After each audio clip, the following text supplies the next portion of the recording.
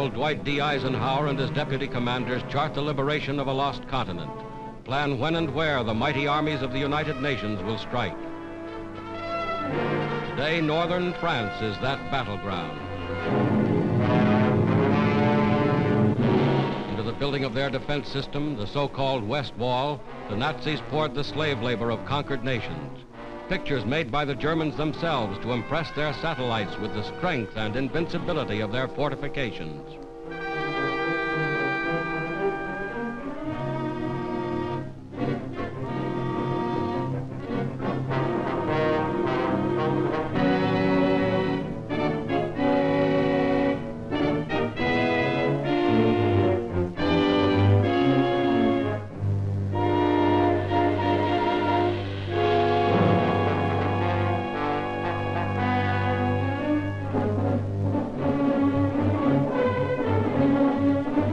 Within steel and concrete emplacements, 4 years in the making, the Germans have amassed every known weapon of defense. Whether those weapons are enough to stop the Allied onslaught will be proven in the struggle that lies ahead.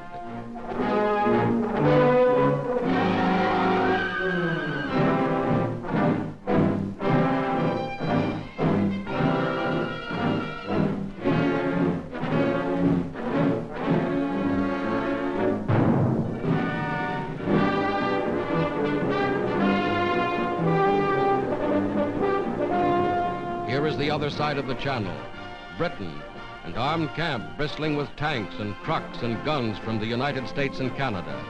Here is the fruition of 4 years of planning and production. Here is a glimpse of England as the Allied armies awaited D-Day.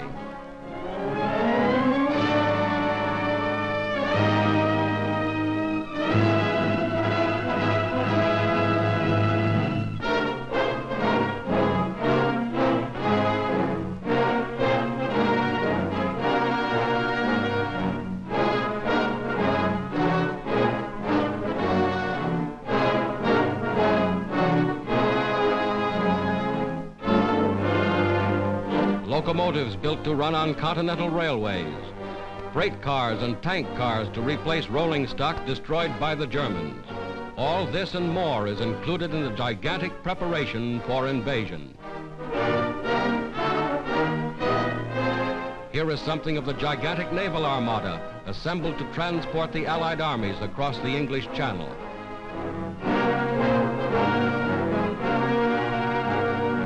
Here is something of the ingenuity of Allied engineers.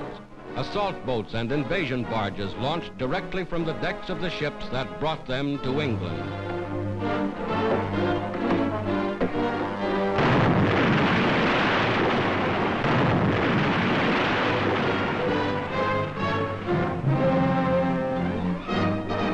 Week after week, the fleet grew in numbers.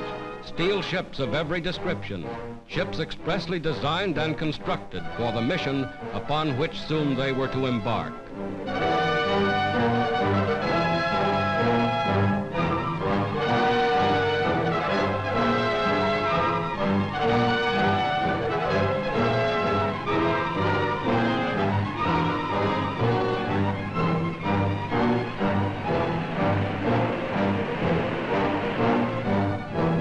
Nothing was left to chance.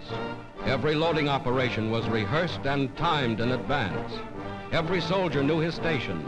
Every man knew just where he was to fit into the gigantic pattern. Daily they boarded their ships. For all they knew, they were bound for France or Belgium or wherever their commanders had decided to strike. Every jeep, every tank, every piece of mobile equipment was assigned its place in the grand strategy of attack.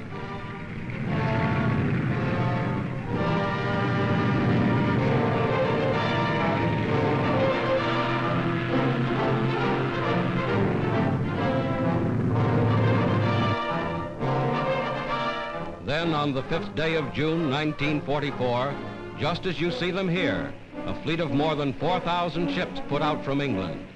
This was D-Day, 4th anniversary of the Battle of Dunkirk, and the Allied armies were striking back.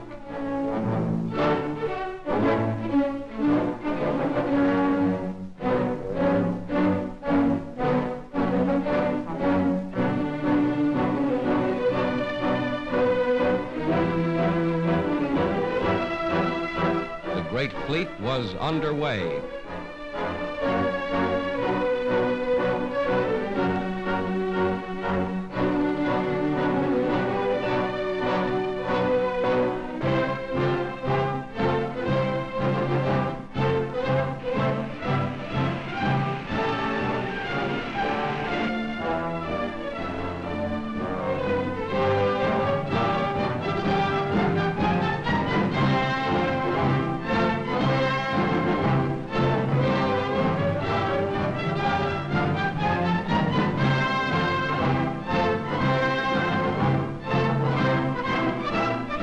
Morning of June 6th, this was the battleground.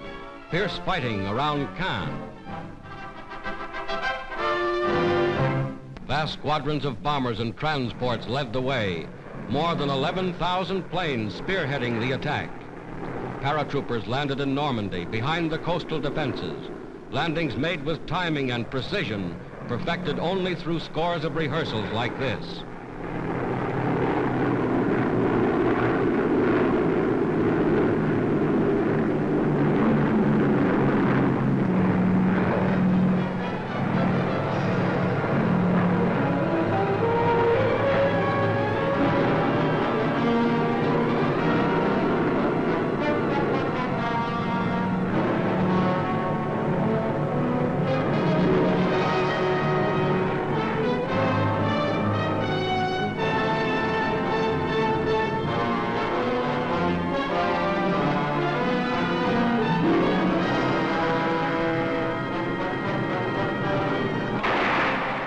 Barges approached shore ready for instant action, some bearing artillery and rocket guns already opening fire.